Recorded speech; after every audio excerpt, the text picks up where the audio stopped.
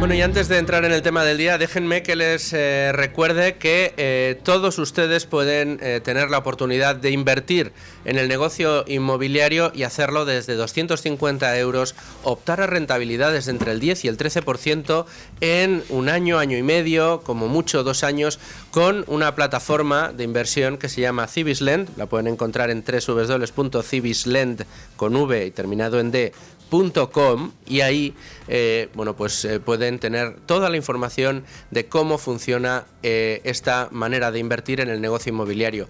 Pueden ustedes invertir en desarrollo de promociones residenciales que necesitan financiación, y ahí es donde entran ustedes. Gracias a Cibislend pueden ayudar a financiar estos proyectos.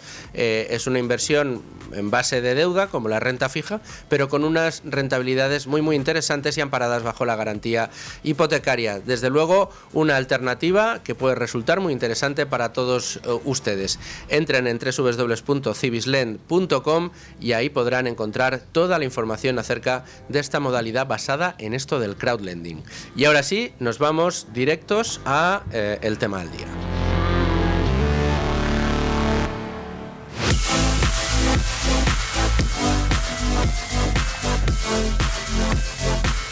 Y nos vamos al tema del día, y lo hacemos con una primera parada en los servicios informativos de Radio, porque allí nuestra compañera Leticia Vaquero ha estado muy pendiente de la sesión de control de hoy, y además Leticia Vaquero fue quien nos contó ayer en Libertad Digital, en Libre Mercado, ese récord absoluto del Gobierno en gasto público de asesores a dedo dentro del Palacio de la Moncloa. Leticia Vaquero, buenas tardes. Buenas tardes. La sesión de control al Gobierno ha comenzado hoy con alusiones a la asfixia fiscal a la que el Gobierno somete a los españoles. Demasiadas subidas de impuestos, hasta 97, le ha recordado tanto Juan Bravo, del Partido Popular, como José María Figaredo, de Vox, a la ministra de Hacienda, allí presente, quien, ante las acusaciones, ha dicho que es mentira que se le esté subiendo los impuestos a las clases medias y bajas. Los escuchamos a los tres. O usted, que calificó a los del salario mínimo interprofesional como clase media, ahora los considera clase rica y por eso les cobra el 50%. ¿Le ha contado usted a los españoles que usted ha recaudado 140.000 millones de euros más en el año 2024 cuando llegaron en el año 2018, que ha subido 97 veces los impuestos? Han llevado a cabo más de 90 subidas de impuestos. Las últimas son especialmente escandalosas. Han subido las cotizaciones a la seguridad a los autónomos. Han subido ustedes el IRPF a las rentas más bajas. Han subido ustedes el IVA a los alimentos básicos. Este Gobierno ha bajado los impuestos de la clase media y trabajadora. ¿Me puede usted decir en qué votación de este hemiciclo este Gobierno ha subido el IRPF para las rentas media y trabajadoras? El secretario general de Vox en el Congreso, José María Figaredo, le ha reprochado al Ejecutivo el desproporcionado gasto público en tonterías, ha dicho, donde ha recordado la cantidad de dinero que enviamos a Marruecos para ambulancias, desaladoras y trenes. En este sentido, y bajo la premisa de que parece que solo hay dinero para lo que se quiere, el presidente del Partido Popular, Alberto Núñez Feijóo, ha puesto algunos datos encima de la mesa. Tiene usted 400 asesores más, altos cargos y asesores, que el último gobierno de Rajoy. En Moncloa, 525 asesores.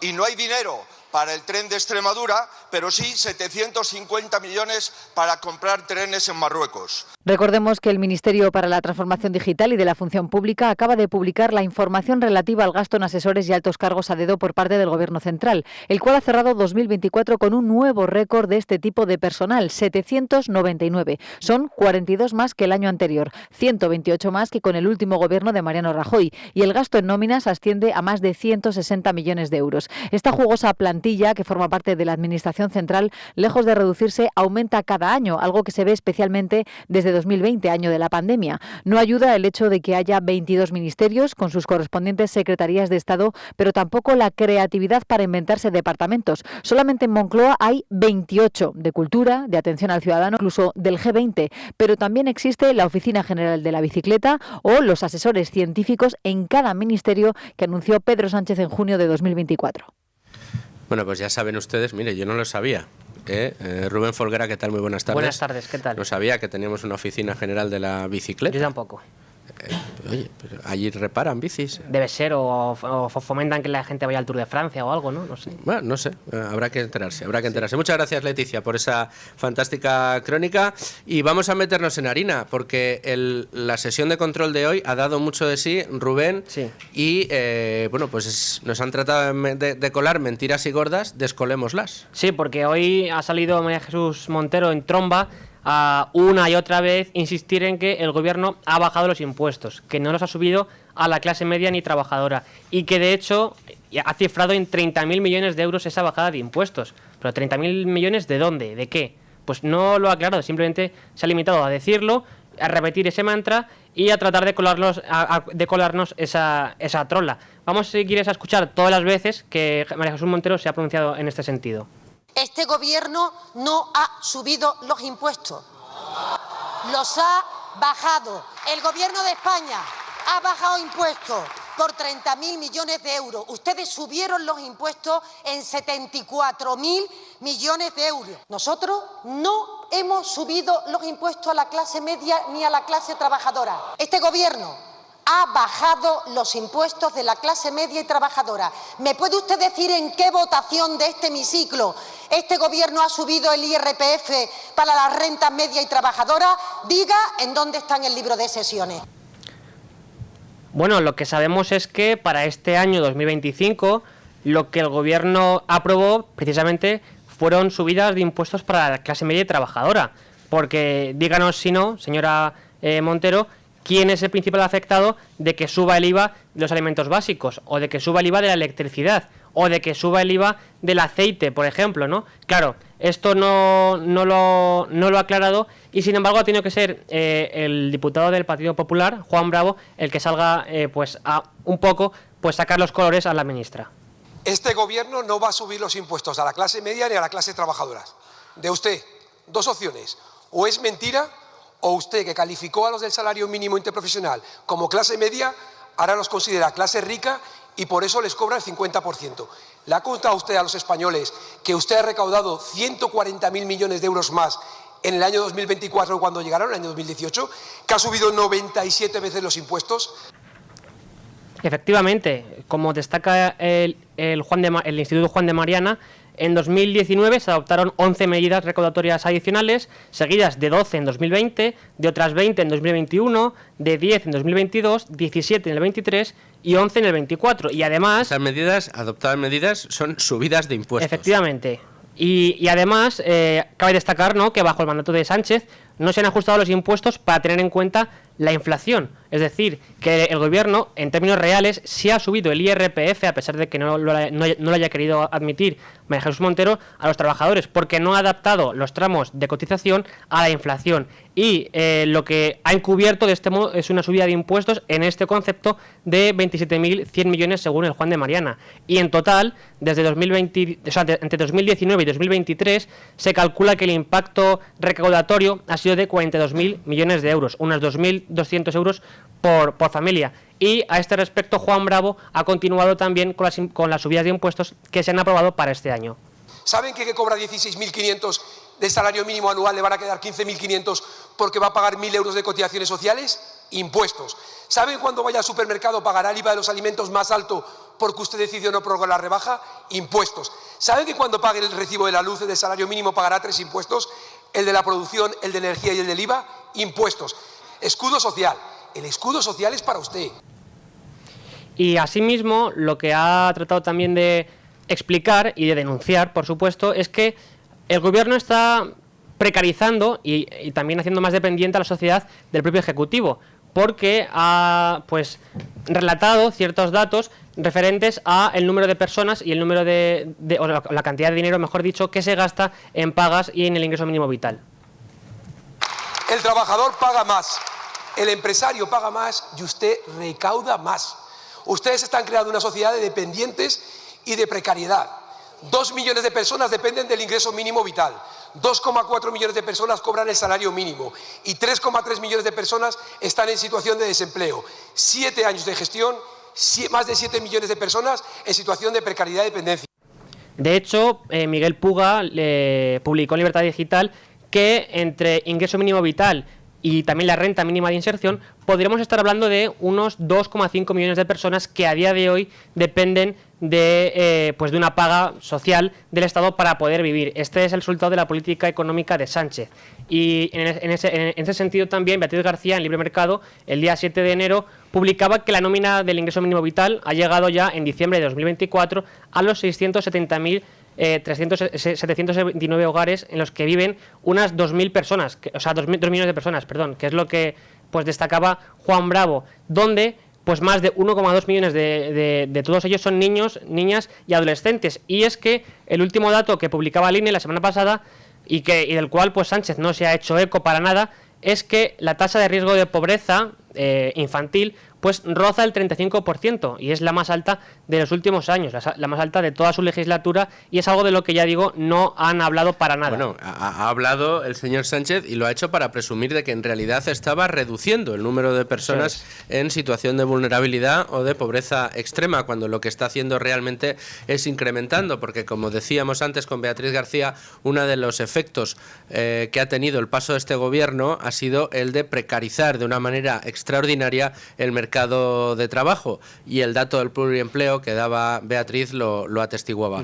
Pero además, Bea, una de las cosas que ha hecho sistemáticamente, y lo decíamos antes, ha sido contarnos exactamente cómo se han gastado nuestro dinero. Sí, y también... Perdón, ¿cuánto nos han metido la mano en el bolsillo? Efectivamente. Porque lo que este gobierno lo que está empeñado es en derrochar y despilfarrar el dinero que pues le quitan a la gente. Ha habido un momento muy interesante cuando María Jesús Montero le espetaba a Figaredo, al diputado de Vox, que si creía que los impuestos son un robo. Pues por supuesto que sí, claro.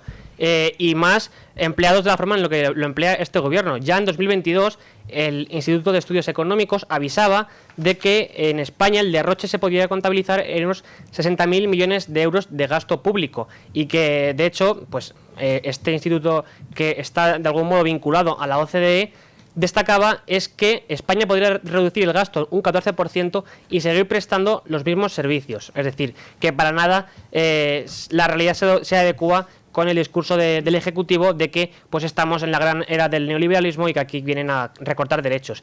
Y de hecho, si uno repasa las partidas de gasto principales de los presupuestos de 2023, que son los que se van a prorrogar o se han prorrogado automáticamente durante este año, al menos por el momento, tenemos que hay partidas pues bien nutridas y que pues van a parar a fines, bueno, que quizás sean... Podríamos decir que a lo mejor no tendría que estar el Estado en eso. Por supuesto. No es sanidad, educación, pensiones, justicia y policía, ¿no? Efectivamente, hay un apartado, por ejemplo, que se llama infraestructuras y ecosistemas resilientes, y pues del cual está dotado con 12.000 millones de euros, un poco más. También acceso a la vivienda y fomento de la edificación, pues 3.500 millones de euros a parar allí. Y gestión y administración del trabajo y la economía social, pues 193 millones de euros, por ejemplo.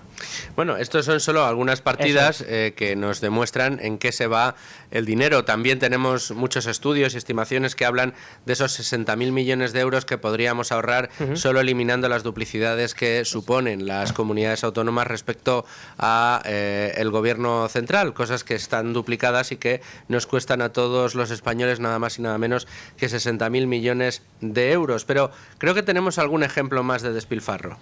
Sí, bueno, aparte de lo que ya comentaba antes Leticia Vaquero, por ejemplo, con el Instituto de la Vivienda, tenemos que Sánchez, y esto es una noticia que publicabas tú el pasado mes de agosto, ha disparado el gasto político. Tanto es así que bate el récord de asesores, con más de 1.620, lo que supone una inversión de 72 millones de euros, que es casi el doble de lo que gastó Rajoy. Y además, en nóminas y altos cargos, pues alcanza los 82 millones, que son 10 más de los que tenía o que gastaba Mariano Rajoy en su momento. Solo él. Solo él.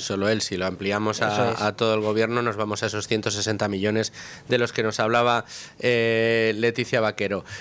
Bueno, pues tenemos en este caso planteada la situación. Hoy María Jesús Montero nos ha querido vender la idea de que en España en realidad lo que han estado haciendo de manera sistemática, porque son muy buenos, es bajarnos los impuestos.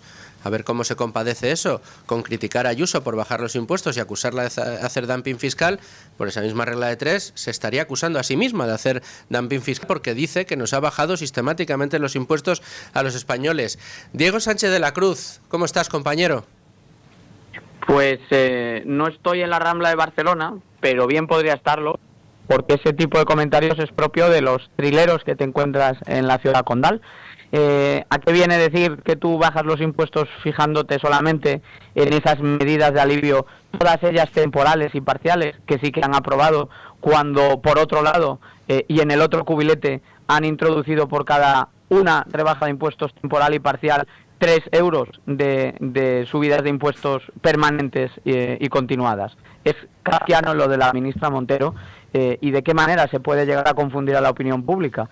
Porque esto se entiende muy fácilmente, querido Luiser, con un cálculo, una comparativa de cuánto dinero suponen esos 20.000 millones y cuánto dinero suponen las subidas de impuestos y la no deflactación. Y como digo, como el saldo es abrumadoramente negativo para el contribuyente, esto quiere decir que de cada 3 euros que consiguen subidas de impuestos, solo alivian en uno la presión fiscal del contribuyente, el resto se lo queda, como siempre, una hacienda cada vez más voraz en su afán recaudatorio. Esto no tiene ningún sentido, ninguna base, ningún fundamento, y equivale a jugar, por eso te decía, al juego del trilero, ¿no? De que nos fijemos en un cubilete mientras en el otro tenemos una sorpresa muy desagradable. Y ya te digo yo que ningún contribuyente en España está feliz de que le bajen 1 euro los impuestos por aquí si se lo están subiendo en 3 euros por allá.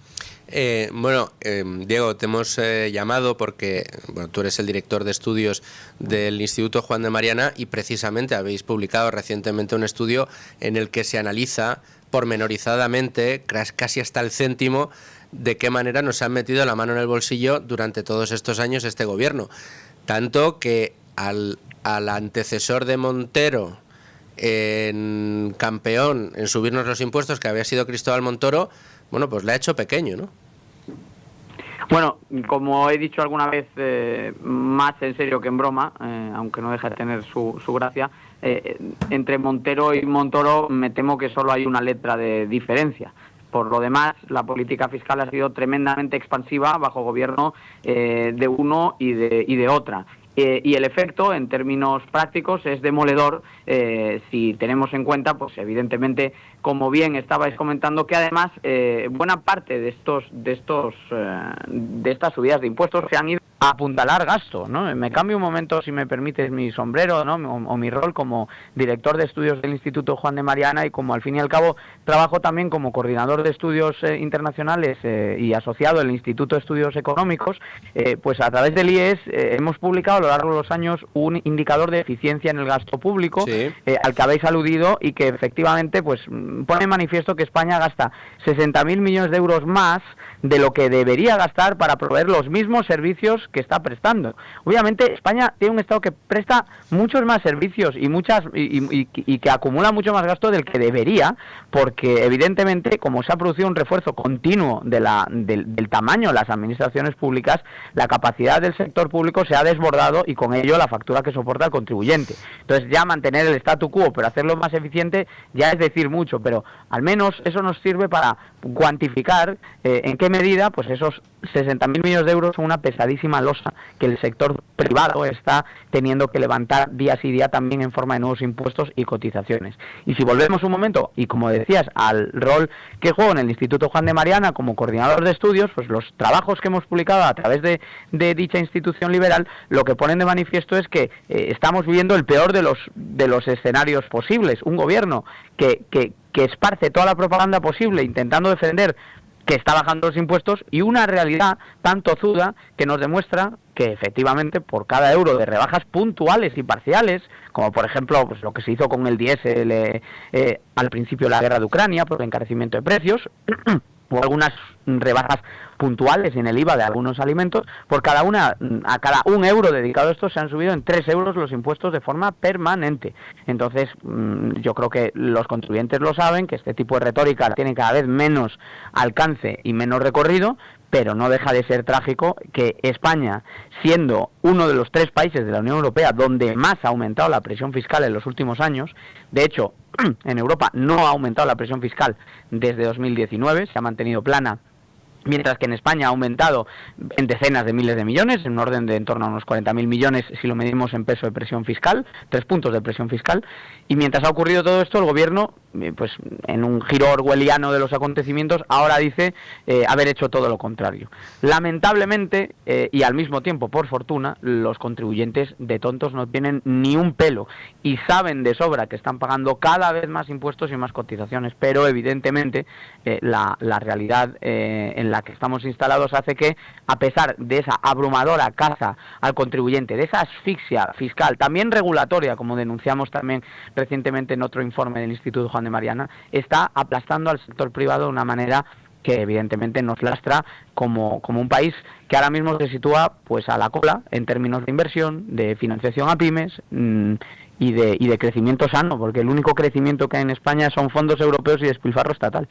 Diego, una de las cosas que ha querido remarcar la señora Montero, además se ha adornado dentro de la sesión parlamentaria, ha sido cuando le reprochaba al Partido Popular que les estuvieran acusando de subir los impuestos, cuando en esta Cámara decía el Gobierno nunca ha aprobado una subida del IRPF.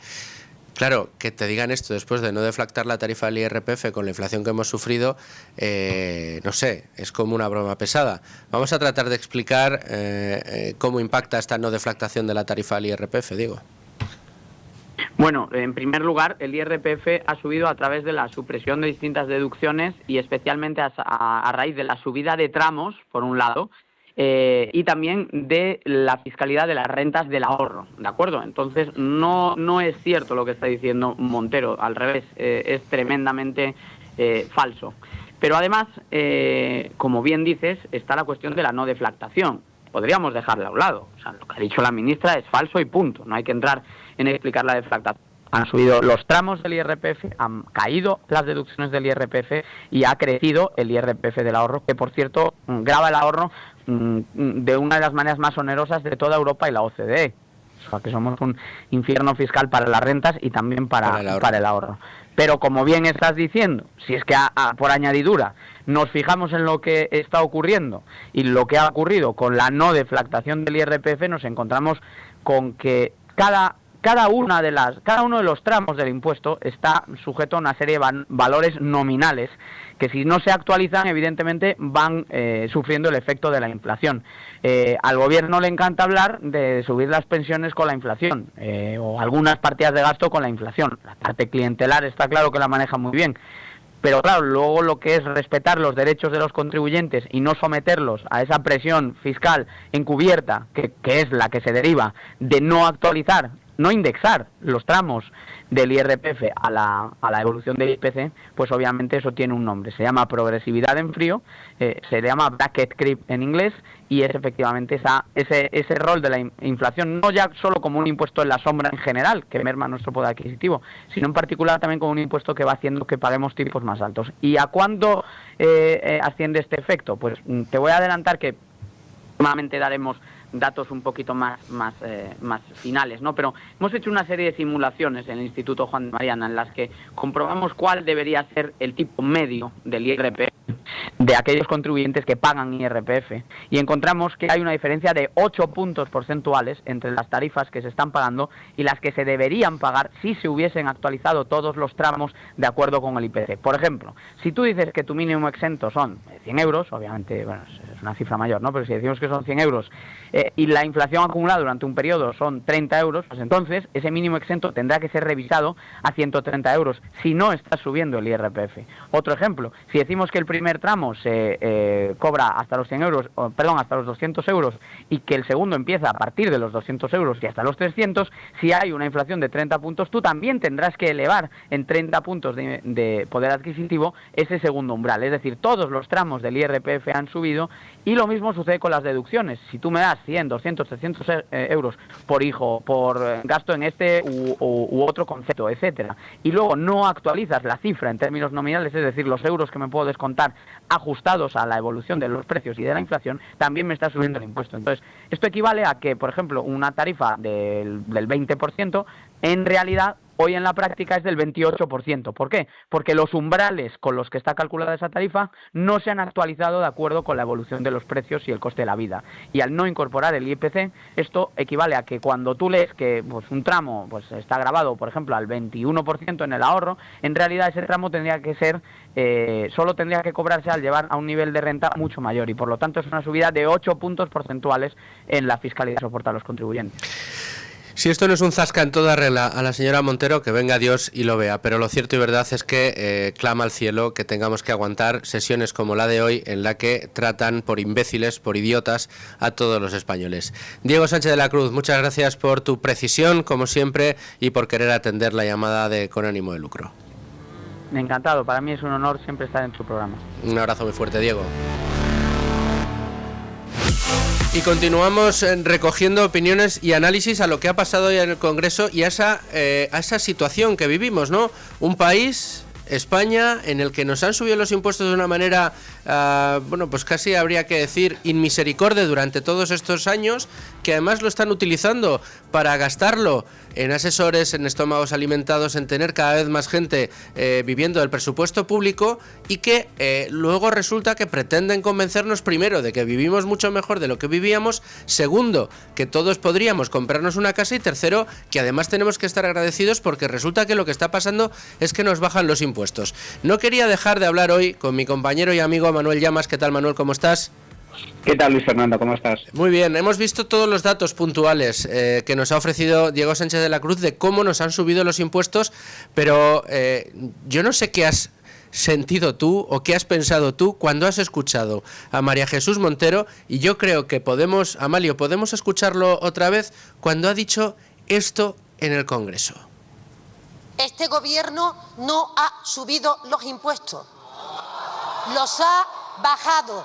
Este salario en la época de gobierno del Partido Popular tributaba 839 euros. Ahora el 80% tributa cero.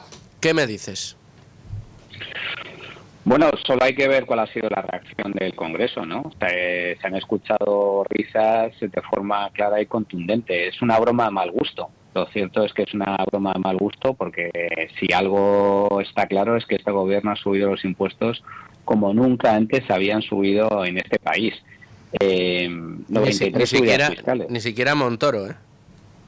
No, ha superado a Montoro. En concreto, desde que Pedro Sánchez llegó al gobierno, son 93 subidas fiscales las que se han aprobado desde el año 2018. En términos netos, descontando las pocas y temporales rebajas fiscales que aplicó el gobierno como consecuencia de la crisis energética, en total, entre el año 2019 y 2023, son más de 42.000 millones de euros en subidas fiscales, que se dice pronto, en términos netos, insisto, ya descontando esas rebajas fiscales. Estamos hablando de una subida de impuestos del entorno de los 2.200 euros por familia española, tan solo en esos 5 años. Por lo tanto, de rebajas fiscales absolutamente nada. Si a eso le sumamos encima los incrementos tributarios del año 2024 y 2025, estaremos cerca ya de los 60.000 millones de euros de subidas de impuestos. Hay que recordar además que si lo medimos por la presión fiscal, es decir, cuánto ha aumentado la recaudación en comparación con el PIB, se trata de casi 3 puntos más de Producto Interior Bruto en cuanto a subidas fiscales. La presión fiscal en este país ha aumentado casi 3 puntos del PIB en los últimos años. Esta es la tercera mayor subida de la presión fiscal de toda la Unión Europea, mientras que la media de la Unión Europea es inferior al 1%. En el caso de España, la presión fiscal ha aumentado 3 puntos, es decir, 3 veces más que en el conjunto de la Unión Europea, y esa es la realidad. Los españoles son perfectamente conscientes de que cada vez pagan más impuestos para, a cambio, recibir unos servicios públicos de peor calidad. Manuel, reflexionaba yo al principio del programa sobre, bueno, pues después de escuchar a Montero y después de ver el rifirrafe que había tenido con la oposición en el Congreso a cuenta de los impuestos, me llamaba la atención escuchar a María Jesús Montero presumir de bajar impuestos. Es que hoy en el Congreso María Jesús Montero ha presumido de que este gobierno baja los impuestos. Yo no sé si a ti, como a mí, te ha recordado el momento en el que empezó a acusar a la Comunidad de Madrid y a su presidenta Isabel Díaz Ayuso de practicar dumping fiscal por rebajar los impuestos. Sí, a ver, es que de este gobierno podemos esperar todo. Su estrategia es muy clara, es decir, es no solo negar la mayor, sino atacar negando la realidad. Entonces, lo estamos viendo con todos los casos de corrupción política. No se trata de casos de corrupción, no hay escándalo de ningún tipo, se trata todo de una persecución orquestada por una especie de conspiración judeo-masónica en la que se han puesto de acuerdo los partidos de la oposición y los jueces, junto con la prensa libre e independiente. Por lo tanto, no hay corrupción. Es un gobierno limpio. Lo hemos visto también con el caso de los ERE, donde el Tribunal Constitucional ha exculpado a los que fueron condenados en su día los altos cargos de la Junta de Andalucía por protagonizar el mayor escándalo de corrupción de la historia de España. Ahora dicen que desde el gobierno que son gente honrada, que todo forma parte de una conspiración, una vez más, de la oposición y de la justicia. Bueno, pues estamos viendo exactamente lo mismo, solo que aplicado al ámbito de la economía. Este gobierno, que ha sido el que más ha subido los impuestos en los últimos años, nunca en la historia de este país han subido tanto y de forma tan brusca y de forma tan agresiva y confiscatoria los impuestos como con el gobierno de Pedro Sánchez. Pues la respuesta del gobierno es que no solo no se han subido, sino que incluso se han bajado, lo cual, como digo, es totalmente mentira. Más de 90 subidas fiscales, 42.000 millones de euros en términos netos, 2.200 euros por hogar, además de forma muy sibilina, porque buena parte de esas subidas fiscales se oculta con la no deflactación de la tarifa del IRPF, que suma ya cerca de 27.000 millones de euros de subidas fiscales debido a la no actualización de las tarifas. Los precios suben, los sueldos suben, pero sin embargo la tarifa del IRPF no se actualiza en base a esa subida de precios, en base a la inflación, y por lo tanto pagamos cada vez más impuestos de forma soterrada. Y se ve también en las cifras de recaudación, si es que los propios datos oficiales así lo confirman. En el año 2018, el Estado español ingresaba cerca de 420.000 millones de euros, año 2018, cuando llega Pedro Sánchez al gobierno. A mediados de ese año es cuando Pedro Sánchez logra en esa moción de censura alzarse con la presidencia del gobierno. En el año 2023, último año cerrado, a la espera del último dato oficial, la recaudación por todos los impuestos e ingresos del Estado superaba los 550.000 millones de euros. Estamos hablando de más de 130.000 millones de euros adicionales de ingresos públicos.